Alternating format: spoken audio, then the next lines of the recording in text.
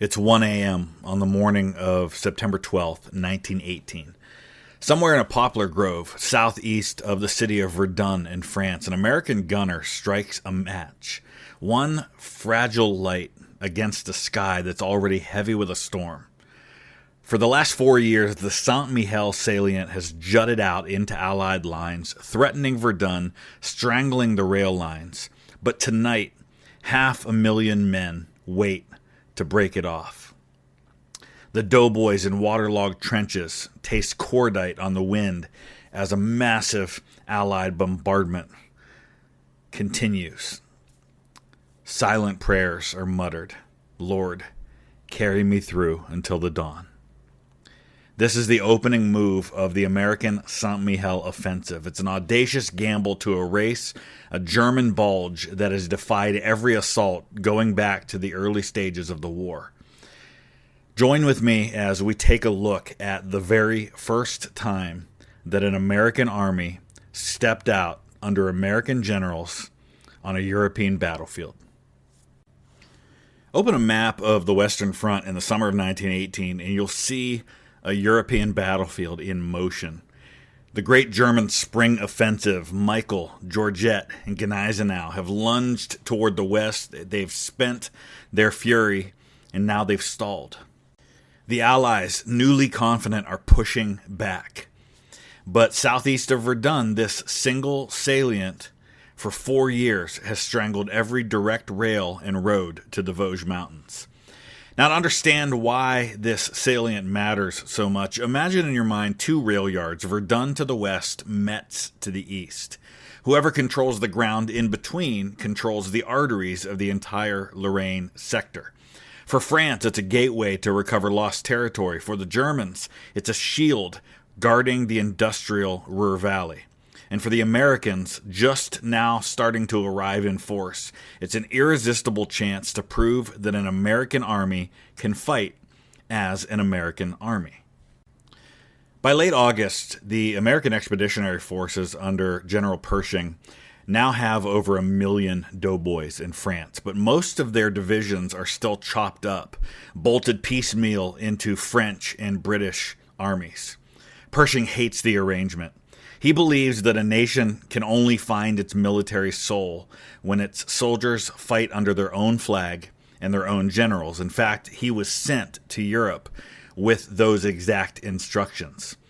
In his diary on July 3rd, 1918, Pershing wrote, quote, "We came here to see this war through as an independent force, not as an adjunct of another," end quote. As General Pershing sits down with Marshal Ferdinand Foch, who is the fiery supreme commander of Allied armies, Foch informs Pershing that he's going to have to put his attack on hold or cancel it altogether because he needs American regiments plugged in for his 100 Days offensive further to the north. He says the Saint-Mihiel offensive can wait. Next to him is a much more cautious and cerebral French commander, Philippe Pétain, who was the man who stood guard at Verdun and held the line. Pétain tries to find a middle ground, and he sees merits in both plans. Yeah, we can smash the salient even if we don't advance all the way to Metz, but only if it won't slow down the larger Allied advance. As for the Germans, the picture is much more grim. Field Marshal Paul von Hindenburg and his deputy Erich Ludendorff have overspent their remaining manpower. Army Group Gallwitz now holds Saint-Mihiel with barely 70 battalions, where a year earlier it had double that number. Supplies are thin. Morale is almost non-existent. Still, the terrain there does favor the defense. Ridges, marshes, and an elaborate trench network that has been cut going all the way back to 1915. And into this deadlock, General Pershing proposes a bold alternative. Concentrate the newly created 1st U.S. Army, strike both shoulders of the salient simultaneously, pinch it off in no more than 96 hours. Success could shorten the front by 40 miles, free up the vital Paris-Nancy Railroad, and place American colors on the very threshold of Metz itself.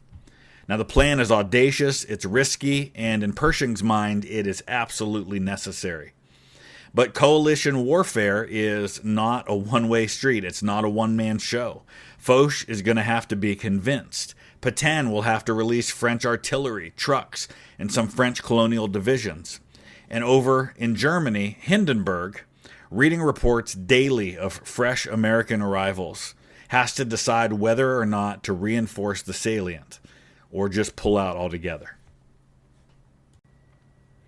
Over the next few weeks, train whistles echo through the night as entire U.S. divisions go south under tarps and blackout curtains. Engineers lay dummy tracks to fool German spotter planes.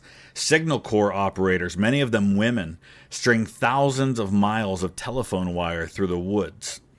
Dr. Jennifer Keene recorded it this way. She said, quote, "The logistical buildup for St. Mihiel is staggering. In just 21 days, the Americans move 500,000 men, 2,800 guns, and 40,000 tons of supplies without tipping off German intelligence. It's a rehearsal for the modern industrial-scale offensives we'll see a generation later," end quote. So the pieces are set. Pershing's First Army is marshaling in secret. Foch is weighing risk and reward for launching an attack at all. German divisions are dug in, scanning the horizon. In a matter of hours, at precisely 1 o'clock on the morning of the 12th of September, the first American shell will arc into the sky. But before a single American boot steps into the mud, the battle is fought on paper and photographs and in the shifting gray of the late summer sky.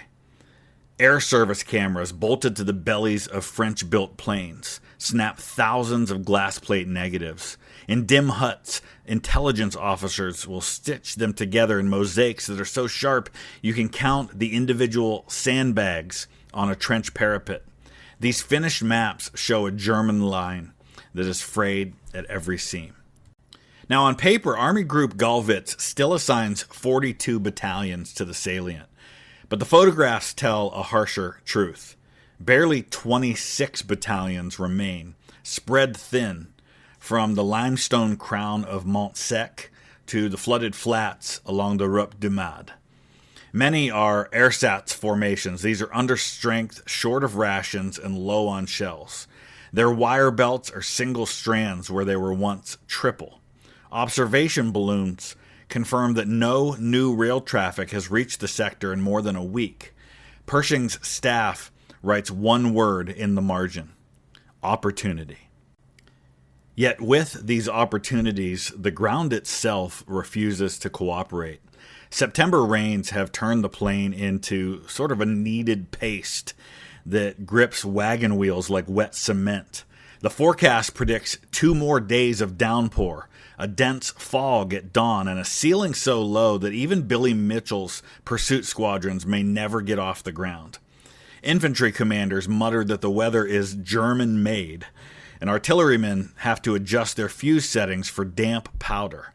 Supply officers double the allocations of duckboards and mules. Still, time is the enemy. Every fresh American train that rattles south across France risks tipping Ludendorff off to what is coming.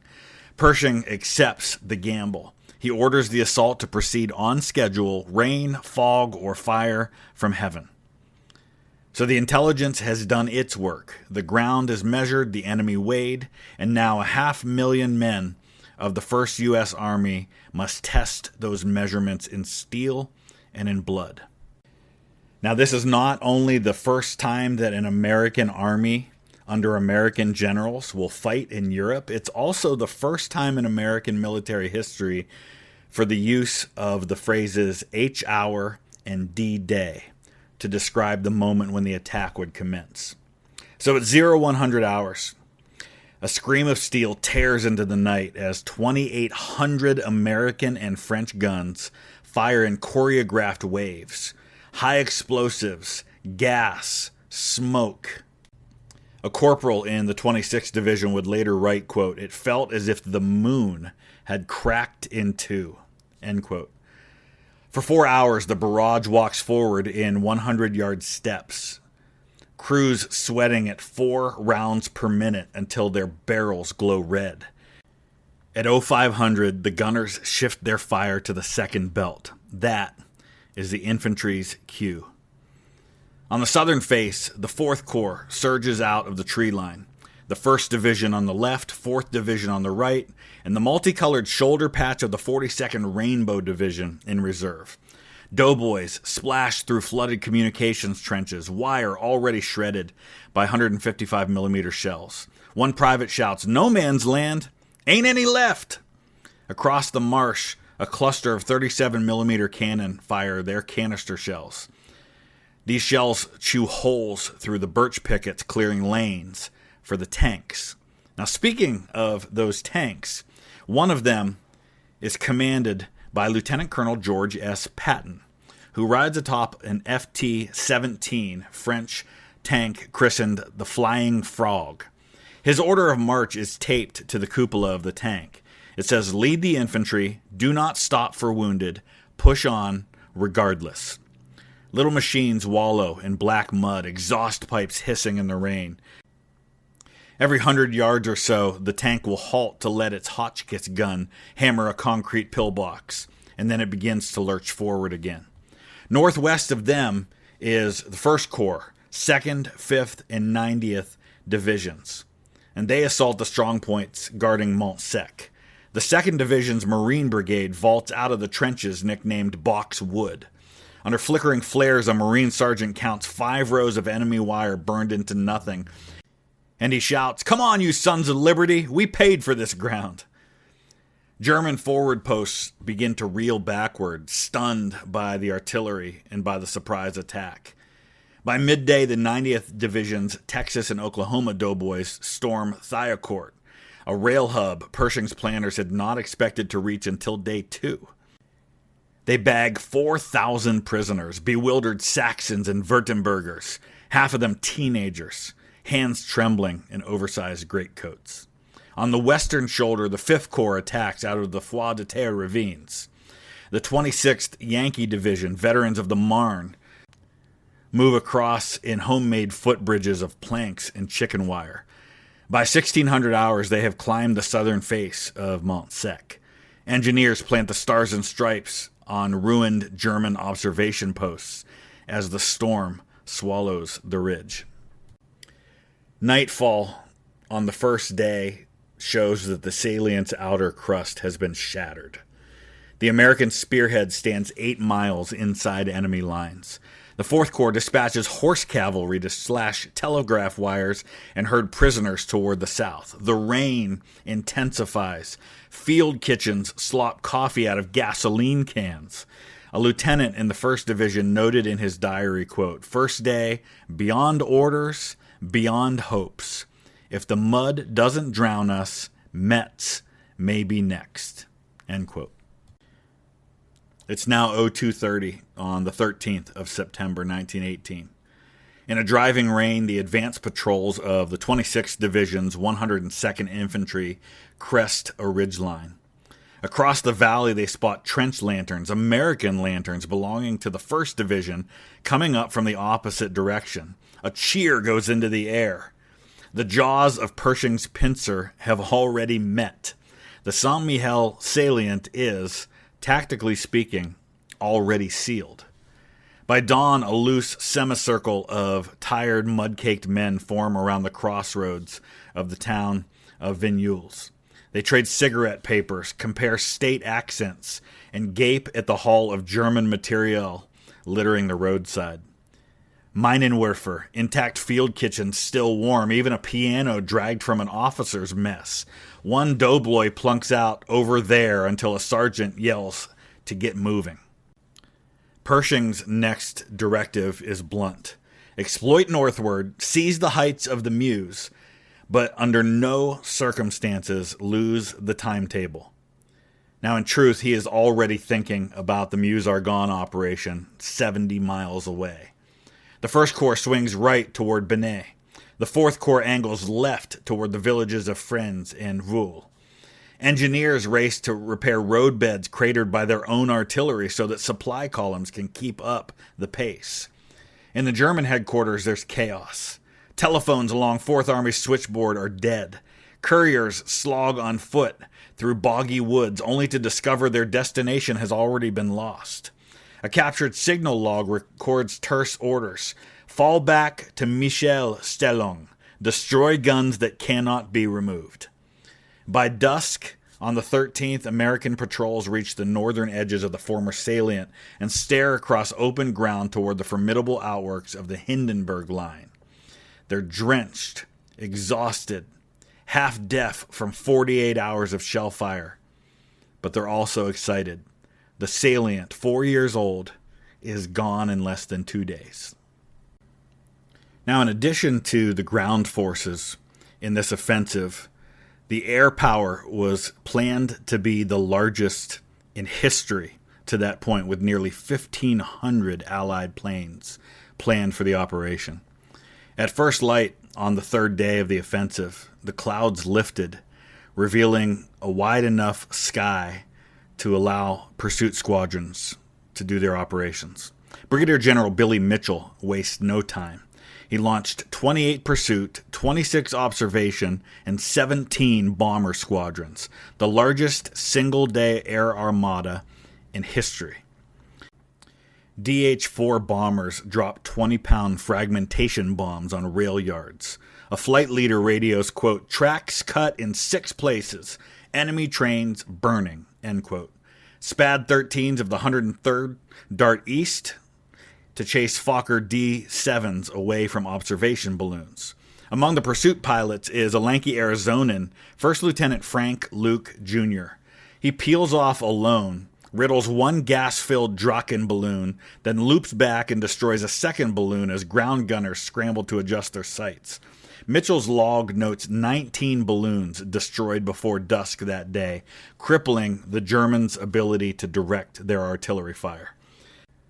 Now, on the ground, the infantry advance begins to slow, not so much from enemy fire, but from its own congestion. Broken wagons, captured field pieces, and the increasing number of prisoners are clogging the crossroads. Supply officers are waving semaphore flags to redirect traffic. Salvation Army canteens hand out donuts by the thousands to men waiting for the column ahead to move so they themselves can get moving. By evening on the third day, American guns dragged forward are emplaced on some of the newly won ridges. Their muzzles point north now, toward the fortified city of Metz, but orders come down to halt. The salient has been erased, the objective is met. Everything else needs to wait for Pershing's next stage. The problem with the pace of the victory is that victory in this case breeds overstretch. The supply roads that are little more than farm lanes are rutted, axle deep. 600 trucks sit useless with snapped differentials. But Pershing's directive is clear. Begin relieving assault divisions and shift them north for the Meuse-Argonne offensive. The 2nd and 1st Divisions, veterans of the breakthrough, climb into camouflage lorries and disappear toward Verdun. The German resistance begins to stiffen in pockets that have been left behind. On the night of the 15th, Storm Battalion Ruhr, newly arrived from the Vosges, probes the 89th Division's lines near Bois de la Sonnerie. They slip through the fog, toss stick grenades into foxholes, and vanish before a counterattack can even happen. The Americans lose 37 men killed or missing, tiny by the standards of other battles like the Somme or Verdun, but a grim reminder that the war is far from finished. Further to the east, a battery commanded by Captain Harry S. Truman of the Missouri National Guard fires its shells onto a rail embankment, breaking up a German troop train. Truman records, quote, "First direct fire at a moving target, hit on the 3rd round. Men cheered like a baseball crowd," end quote. By midnight, the front falls eerily silent. The final tally, 15,000 German prisoners, 443 captured guns, and 500 square kilometers reclaimed. American casualties are at around 7,000 killed or wounded, which is a cost shockingly light by Western Front arithmetic, but heavy enough for every company roster to have felt it. Medics note a grim statistic about the American casualties. Nearly 30% of those losses came from chemical weapons. Mustard gas seeping across trenches in clouds lingered in shell holes long after the artillery had fallen silent. Captain Thomas Neal of the Medical Corps wrote, quote, "We triaged 400 gas cases by lantern light. Men coughed verdigris foam until dawn," end quote. In the aftermath of the offensive, the American General Staff studies 3 important lessons that they learned from their first action as an American Army. The first was something known as limited exploitation. With the First Army ordered north on Foch's timetable, Pershing had to relinquish any attempt at a deeper thrust toward the original target of the city of Metz. Some officers will argue for years that momentum, which is rare and precious on a battlefield, was allowed to bleed away. The second thing they learned was logistical strain. 5 days of rain, traffic, and the relentless movement of an army had destroyed 1,200 trucks and left 23 bridges collapsed behind the advancing guns. Engineers called the experience, quote, "a rehearsal in controlled catastrophe," end quote. The third problem was the gas problem.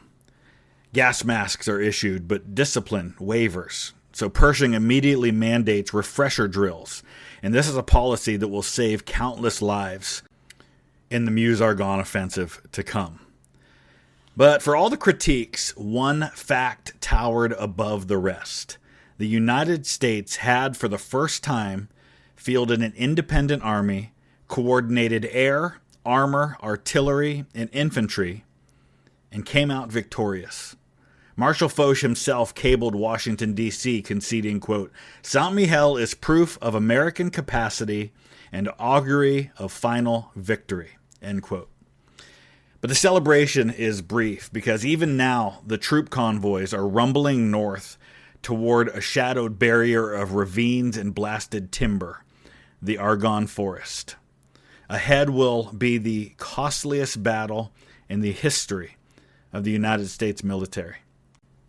Behind them, in the reclaimed villages of Lorraine, French children chalk merci on shattered walls. Between those 2 points, gratitude and looming sacrifice, the story of the American Army in 1918 hangs in the balance. Thanks for listening.